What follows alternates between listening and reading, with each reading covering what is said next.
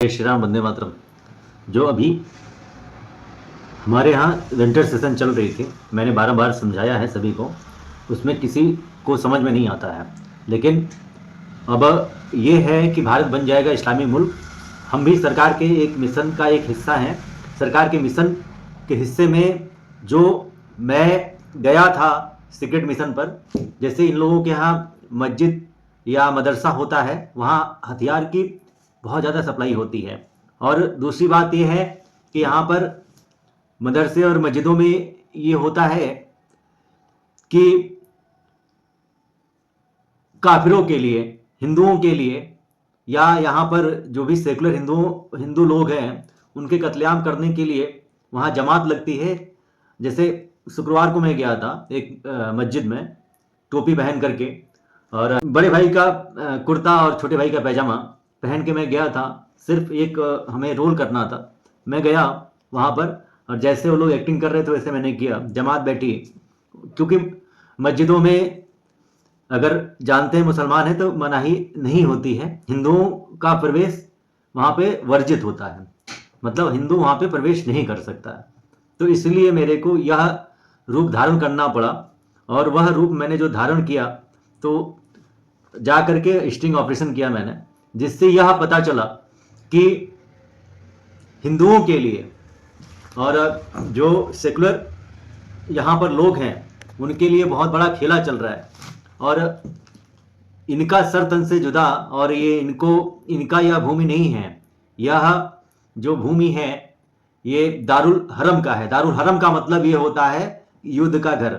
इनको मारो काटो, जहां पर भी काफिर रहते हैं सबको खत्म कर दो। या जो भी नेता जो इस्लाम और इस्लाम जो हमारा मजहब है उसको स्वीकार नहीं करता, उस नेताओं को भी टारगेट में रखो, और जो इस्लाम का विरोध करता है उसका सर कलम कर दो।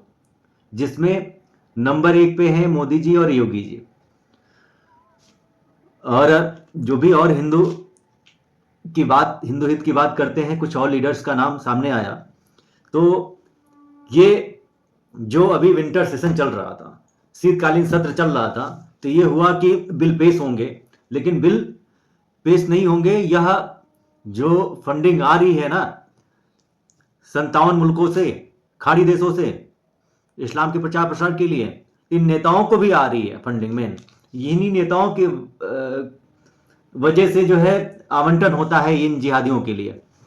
और केवल दिखावे के लिए कांग्रेस अभी चंदा का प्रस्ताव लेके आई थी 1-1.5 साल पहले कि पार्टी कोष में हमारा फंड कम पड़ रहा है, लिहाजा जो है चंदा दिया जाए।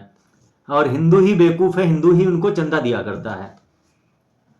और अब वो लोग सीधा सीधा ऐलान कर चुके हैं कि भारत को हम गजवा हिंद बनाएंगे, चाहे दारुल उलूम वाले हों, चाहे दारुल हरम वाले हों, चाहे दारुल उलेमा हो, चाहे वह हिजबुल मुजाहिदीन हो, चाहे आईएस हो, चाहे आईएसआई हो, या इस तरह के ढेर सारे कट्टरपंथी संगठन जैसे सिमी है, चाहे पीएफआई है, तो ये काम कर रहे हैं।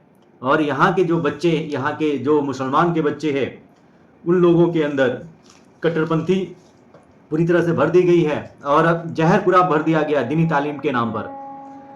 और इतना ज़्यादा, चूंकि जब मैं गया था तो कुछ मुस्लिम लोग थे वहाँ पर, तो उनसे जो है दुआ सलाम हुआ। दुआ सलाम के बाद दोस्ती हुई, उनके यहाँ हम गए खाने पीने के लिए। उनके महिलाओं और उनके बच्चों से भी मैंने जो है साक्षात्कार हुआ, और आपस में जो है बातचीत जो हुई, मतलब जो भी उन लोगों के यहाँ जो होता है गुफ्तगू बोला जाता है, गुफ्तगू हुई।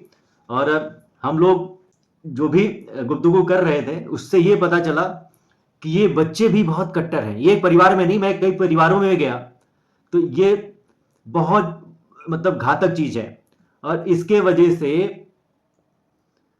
भारत के नेता नहीं समझ पा रहे हैं, क्योंकि कांग्रेसियों ने तो भारत को इस्लामिक देश बना ही दिया है पूरी तरीके से। संविधान में इतने ज़्यादा संशोधन हुए हैं, अमेंडमेंट हुए हैं, अंबेडकर साहब की बात को लेकर के मुद्दा उठाया जाता है, और अमित शाह जी को घेरा जाता है, अमित शाह जी को बोला जाता है इस्तीफा दो।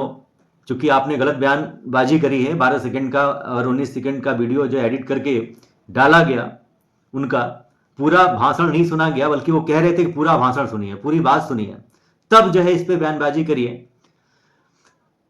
और बयानबाजी क्या करना है उन्होंने, वो तो उनको पता नहीं था, ये तो बात की बात है। तो ये पूरा बात उन्होंने बताया कि जब उनको कैबिनेट से कांग्रेस जवाहरलाल नेहरू ने क्यों निकाला, राजा जी थे और अंबेडकर साहब थे, तो कैबिनेट से ये वहां पे पूछा गया कैबिनेट की बैठक में कि राजा जी और ये अंबेडकर साहब जो है इस्तीफा देने वाले हैं, तो ये बताइए कि इसका मतलब रिजल्ट क्या होगा। तो जवाहरलाल नेहरू जी ने यही सीधा सीधा बोला कि राजा जी के जाने से नुकसान होगा, अंबेडकर के जाने से नुकसान नहीं होगा। और जब अंबेडकर साहब जो चुनाव लड़ रहे थे, तो उस चुनाव के दरमियान जवाहरलाल नेहरू निकले उनके अगेंस्ट में चुनाव प्रचार के लिए और 2 बार उनको चुनाव में हरवाया, अपनी गणित अपनी राजनीति के कारण। और ऐसे ही अंबेडकर साहब का जो संविधान लिखा हुआ था, जो गणतंत्र अपना लागू हुआ था, 26 जनवरी आ रही है अगले महीने, अभी तो यह 2024 चल रहा है और समाप्ति के तौर पे है, दिसंबर है आज, मतलब दिसंबर चल रहा है, दिसंबर का समाप्ति का समय है। अब 26 जनवरी आने वाली है और 31 दिसंबर आने वाला है।